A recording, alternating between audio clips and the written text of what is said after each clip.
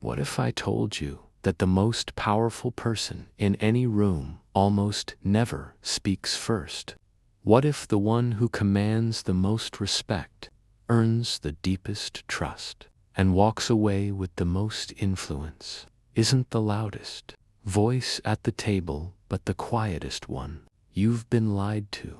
Your entire life, you've been conditioned to believe that power belongs to the bold, that success favors the loud, that the person who dominates the conversation, commands the stage, and fills every silence with their voice is the one who wins. They don't, and deep down, you already know this.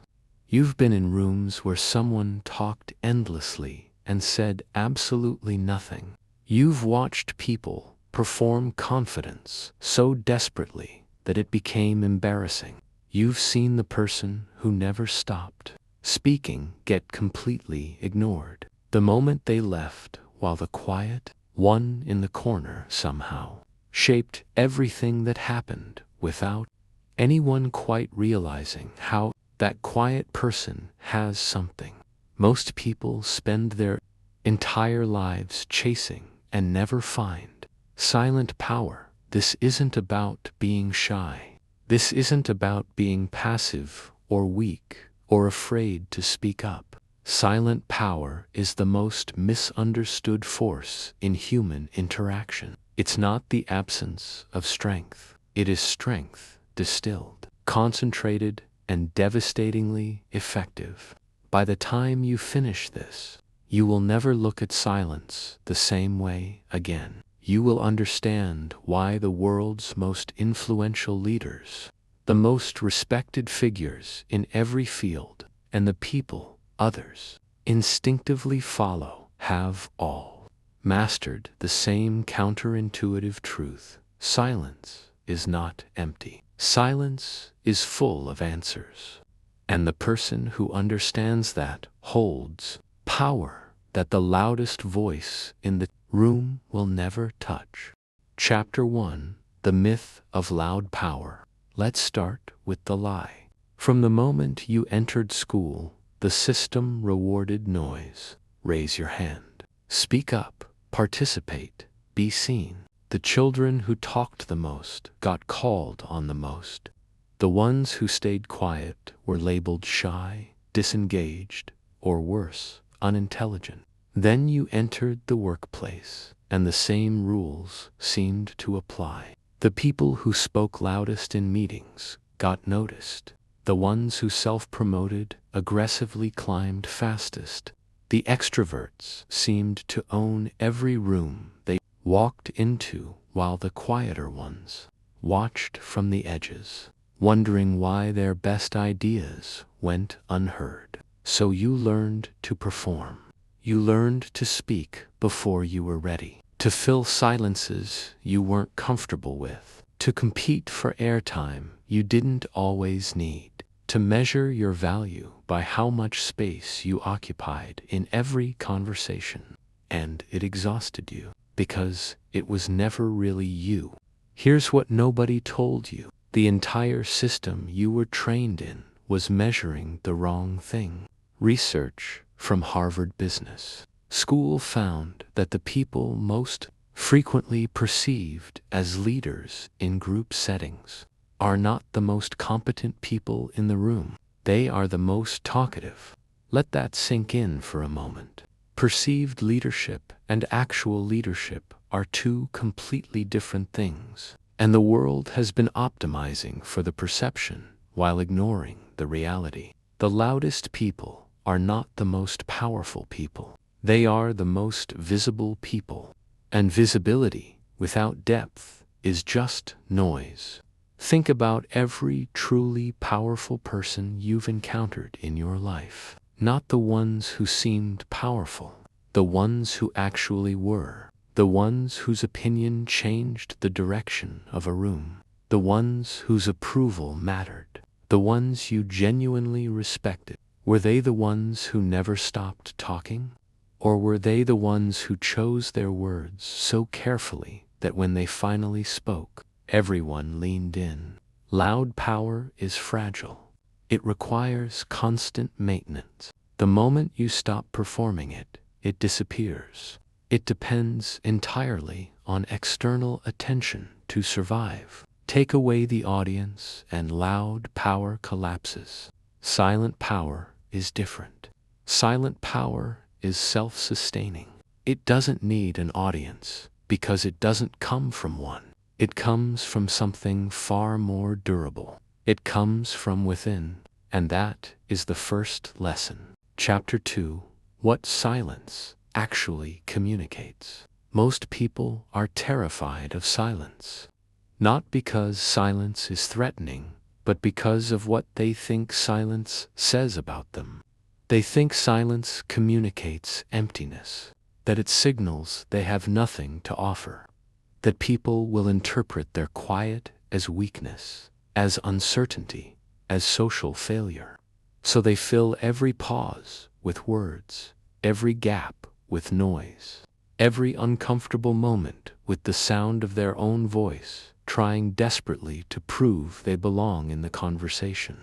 This is one of the most expensive misunderstandings in human communication, because silence doesn't communicate emptiness. Silence communicates control. When you can sit comfortably in silence while everyone around you scrambles to fill it, you are demonstrating something that words cannot. You are demonstrating that you are not afraid, that you do not need validation from the noise, that you are comfortable enough with yourself to let the moment breathe without rushing to manage it. This is why silence is so magnetic, and this is why it's so rare. Neuroscientists at Princeton University discovered something extraordinary about how human brains process silence during communication. When one person in a conversation remains calm and quiet, while others become animated and reactive, the calmer person's neural patterns begin to influence those around them. The regulated nervous system literally pulls the dysregulated ones toward equilibrium. Your stillness becomes contagious. Your calm spreads. Without a single word, you change the energy of the room. Think about the last time you were in a heated conversation, an argument, a tense negotiation, a moment where emotions were running high, and one person simply went quiet. Not hostile quiet, not sulking quiet, genuinely, peacefully quiet. What happened? The energy shifted immediately. The noise suddenly felt excessive. The people who had been talking loudest became aware of how loud they sounded. The silence created contrast, and in that contrast, the quiet person held all the power. This is why the most skilled negotiators in the world use silence as their primary weapon. After making an offer, they say nothing. They let the silence sit, and they watch the other side fill it, often with concessions, with justifications, with exactly the information the negotiator needed but would never have gotten if they kept talking. Silence extracts information that words cannot. But here's what makes silent power truly extraordinary. It doesn't just communicate control to others. It creates control within you. Every time you choose not to react impulsively, every time you sit with discomfort instead of escaping into noise, every time you let silence do what you were tempted to do with words, you strengthen the neural pathways responsible for self-regulation, for emotional intelligence, for strategic thinking. The practice of silence is a practice of power, and every moment you choose it over noise, you become more of the person that others instinctively follow. Chapter 3: The Science of the Quiet Mind. Your brain has two primary operating modes, and understanding them will permanently change how you communicate. The first is reactive mode. This is your brain on autopilot. When something happens, you respond immediately. Someone challenges your idea and you defend it before fully understanding their point. Someone says something that triggers you and you fire back before thinking. Someone fills a silence awkwardly and you rush in to rescue them, and in doing so, give away your position, your uncertainty, your need for their approval. Reactive mode is fast. It feels natural. It's what most people operate from almost constantly, and it is the single greatest enemy of effective communication. The second mode is responsive mode. This is your brain operating from the prefrontal cortex, the most advanced, most recently evolved region of the human mind. This is where strategic thinking lives, where emotional regulation lives, where wisdom lives. But here's the problem. Responsive mode is slower than reactive mode. It requires a brief pause between stimulus and response, a moment of stillness where your higher brain functions can engage before your primitive reactions take over. That pause is silence. And most people are so uncomfortable with silence that they never allow that pause to happen. They react before they can respond. They speak before they can think. They fill the gap before the gap can do its work. Psychologist Viktor Frankl wrote that between stimulus and response there is a space, and in that space lies our freedom and our power to choose our response. In our choice lies our growth and our happiness. That space is silence. Every time you choose silence over immediate reaction, you are choosing your prefrontal cortex over your amygdala. You are choosing strategy over impulse, wisdom over noise, power over performance. The quietest person in the room is not the one with nothing to say. They are the one who has learned that silence is where the best responses are born. They understand that words spoken from reactive mode are almost always less effective, less precise, and less powerful than words spoken from a place of genuine stillness. This is why people who have developed this ability seem to have an almost supernatural quality to their communication. When they finally speak, their words land differently. There's weight behind them, precision, intention, the sense that every word was chosen deliberately rather than spilled carelessly, because it was. Chapter 4.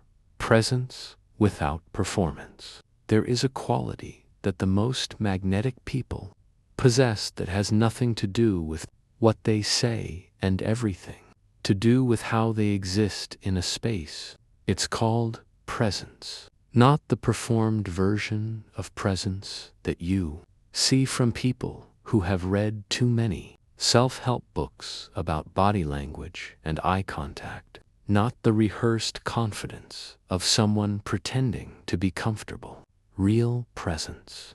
The kind that makes people instinctively aware that someone significant has entered the room before they even understand why.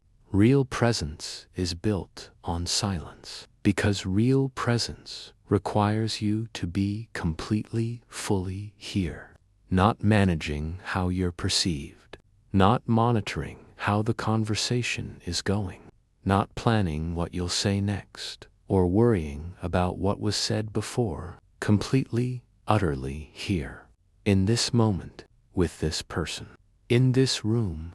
And here is the painful truth about why most people never develop real presence.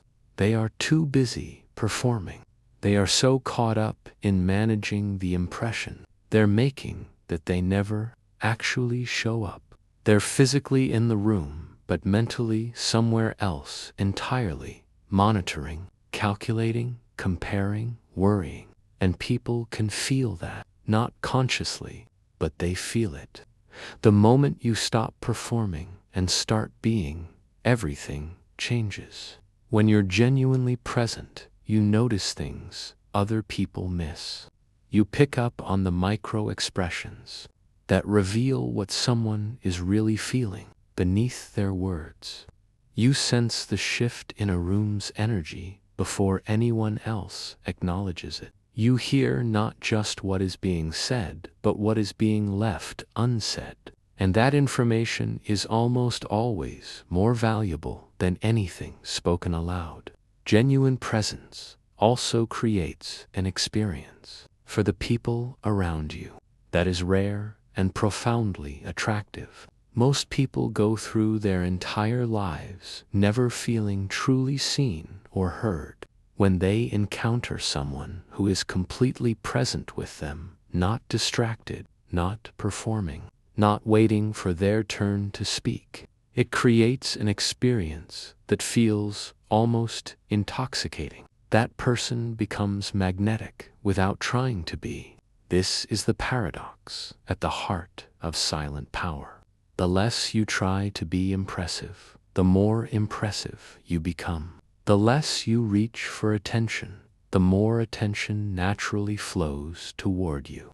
The less noise you make, the more weight your words carry when you finally choose to speak. Presence is not something you do, it's something you allow when you stop doing everything else. Chapter 5: The Art of Listening as Power. Let's talk about the most underrated power skill in human history. Listening. Not the polite nodding you do while formulating your next point. Not the surface-level attention you give while your mind wanders. Deep, genuine, strategic listening that most people are completely incapable of. And that creates more influence, more trust, and more attraction than almost any other human behavior. Here's why listening is power. When you truly listen to someone, not just to their words, but to their emotion, their intent, what they're not saying, what they're afraid to say, you gain information that the speaker doesn't even realize they're giving you. You learn what they value, what they fear, what they need, what they're insecure about, what would make them feel understood, what would make them trust you completely. This information is everything in human interaction.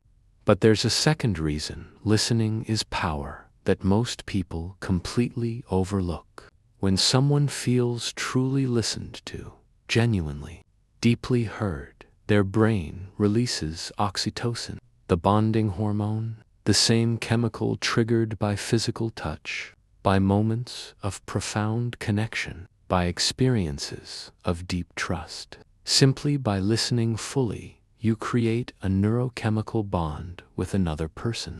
They will remember how you made them feel long after they've forgotten every word you said. And they will seek that feeling again, which means they will seek you. This is why the greatest leaders, the most successful negotiators, the most beloved mentors in every field throughout history have all shared one quality that their followers consistently describe the same way. They made me feel like I was the only person in the room, not because of what they said, because of how they listened. Deep listening also gives you a strategic advantage that speaks first can never have. When you listen before you respond, you understand the full landscape of a situation before you commit to a position. You know what others think, what they want, where they're vulnerable, and where the opportunity lies. The person who speaks first reveals everything. The person who listens first understands everything. And understanding is always more powerful than revealing. Chapter 6: When you speak, it lands like thunder. Everything we've discussed leads to this. The quiet person's words, when they finally come, carry a weight that the constant talker's words will never have. And understanding why is the key to one of the most powerful communication principles you will ever learn. It's called contrast. Human perception is almost entirely relative. We don't experience things in absolute terms. We experience them in relation to what came before. A light that seems bright in a dark room is ordinary in full daylight. A sound that seems loud in silence is inaudible at a concert. The same principle governs communication. When everyone in a room talks constantly, all voices blur together into undifferentiated noise. When someone has been mostly silent and then speaks, the contrast is dramatic. The room adjusts. Attention focuses. People lean in, not because the words are necessarily more intelligent, but because the contrast has created the experience of significance. Your silence builds anticipation, and anticipation is one of the most powerful forces in human psychology. This is why timing is perhaps the most important element of effective communication. Not what you say, not even how you say it. When you say it, the most skilled communicators in history, the great orators, the master negotiators, the leaders who moved millions, all understood that the pause before the point is what gives the point its power, that the moment of silence before a critical statement is what transforms words into something people remember for the rest of their lives.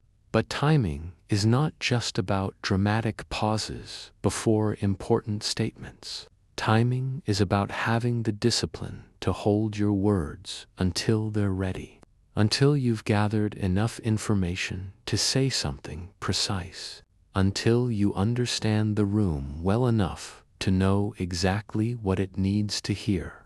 Most people say things before they're ready to say them. They speak from the pressure of the moment rather than the clarity of genuine understanding, and their words reflect that. Scattered, imprecise, reactive. The quiet person waits, not because they're unsure, because they're certain. Certain that when they speak, it will land exactly where it needs to land. That certainty is felt before a single word is spoken. It's in the stillness of the body, the steadiness of the gaze, the absence of nervous movement. The quiet person radiates the confidence of someone who doesn't need to speak. And that is precisely what makes people desperate to hear what they have to say. Chapter 7. Silent Power in Conflict. Nowhere is silent power more important and more difficult than in conflict, because conflict is specifically designed to destroy silence. It triggers your nervous system. It floods your brain with stress hormones that demand immediate response. It activates every reactive instinct you have and screams at you to defend, attack, justify, or flee. And most people obey. They fire back. They escalate. They say things from a place of pure emotional reaction that they will spend days, weeks, sometimes years trying to walk back.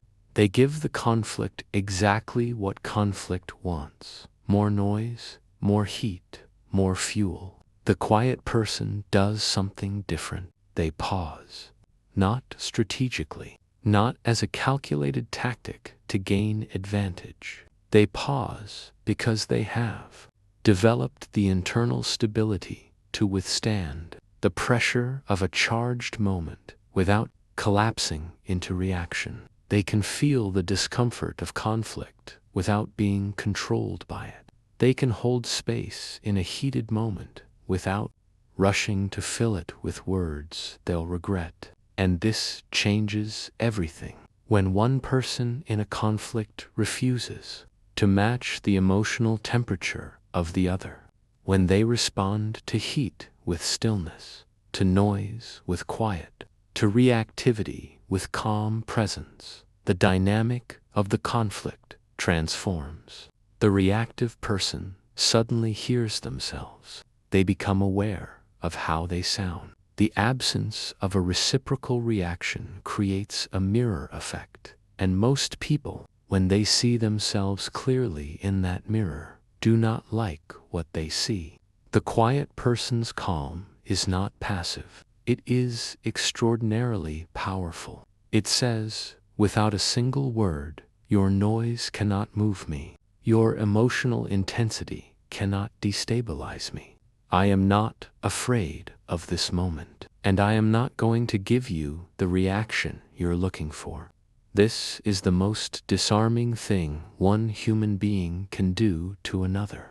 Ancient wisdom from every culture in history has recognized this principle. The Tao Te Ching teaches that water, the softest thing on earth, eventually wears away the hardest stone, not through force, through persistence and the refusal to be anything other than what it is. Silent power in conflict works the same way. You do not need to win the argument in the moment. You need to remain stable in the moment, because stability, true, unshakable, quiet stability, is always the most powerful position in any conflict.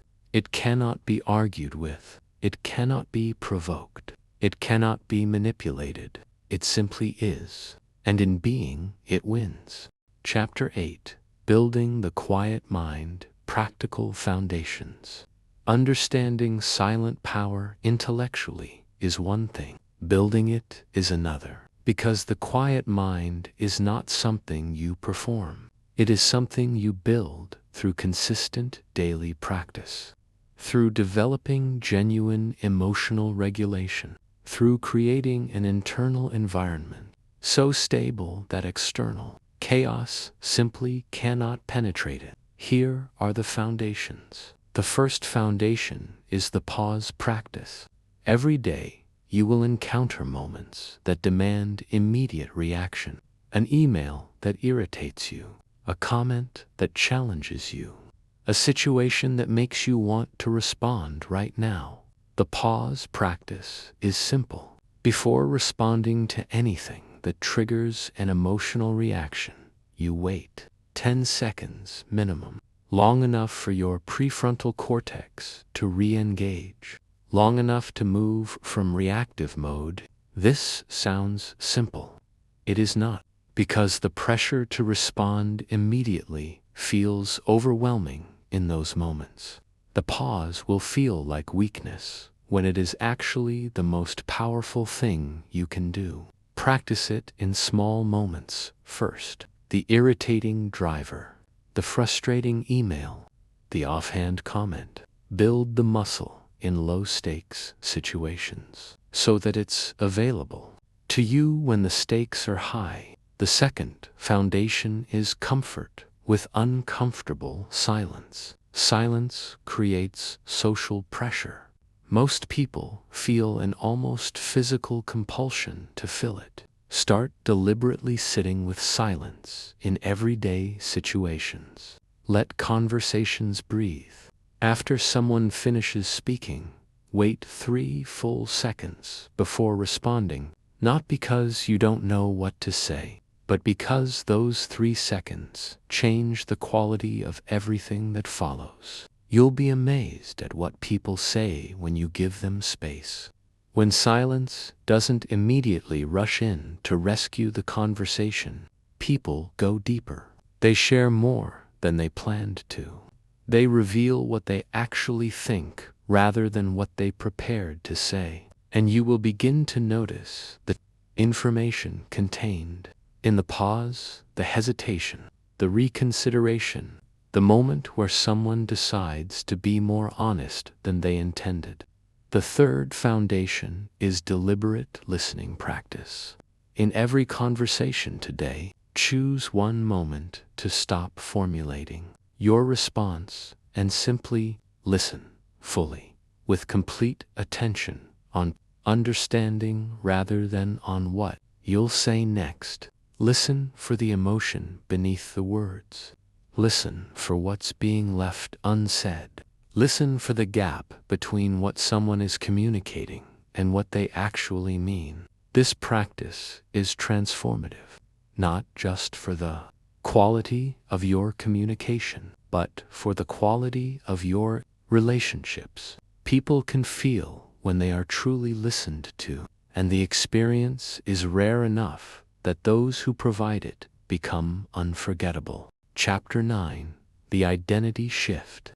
Everything we've discussed, the science, the strategies, the practices, they all serve one ultimate purpose: not to give you techniques for being quieter, but to fundamentally change who you are. Because here's the truth about silent power: you cannot fake it, not sustainably, not in ways that actually matter.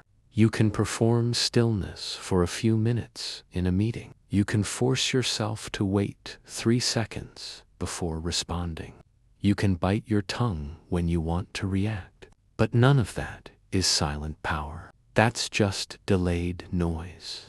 True silent power emerges when the quiet becomes your natural state rather than your practiced behavior. When you no longer have to remind yourself to pause because pausing is simply who you are. When silence doesn't feel like restraint because it feels like home. This identity shift happens when you genuinely develop the internal qualities that make silence feel not like deprivation but like abundance. When your sense of security comes from within rather than from external validation. You no longer need noise to prove your presence. When your confidence is built on real competence and genuine self-knowledge, you no longer need to fill every silence with performance. When your emotional regulation is strong enough to hold discomfort without collapsing into reaction, silence becomes a choice rather than a challenge. When you genuinely care more about understanding others than being understood yourself, listening becomes your natural orientation. This is the person that others can't stop thinking about after they leave the room, not because of what they said, because of how they made everyone feel, because of the quality of attention they brought, because of the presence they created simply by being fully, authentically, quietly there. The world will always have an abundance of noise. What it desperately lacks, what it has always lacked, are people who have the discipline, the depth, and the inner strength to be still. You now know why that stillness is power. You now know what it costs to develop it and what it returns in dividends that compound across every area of your life. The question is not whether silent power works. It does. The science is clear. The history is full of its proof. The most influential people across every domain in every era have demonstrated it again and again. The question is whether you are willing to do the uncommon, counterintuitive, deeply challenging work of becoming quiet, not because you have nothing to say, but because you finally understand the extraordinary power of choosing when to say it. The quietest person in the room isn't waiting for their turn. They're already winning.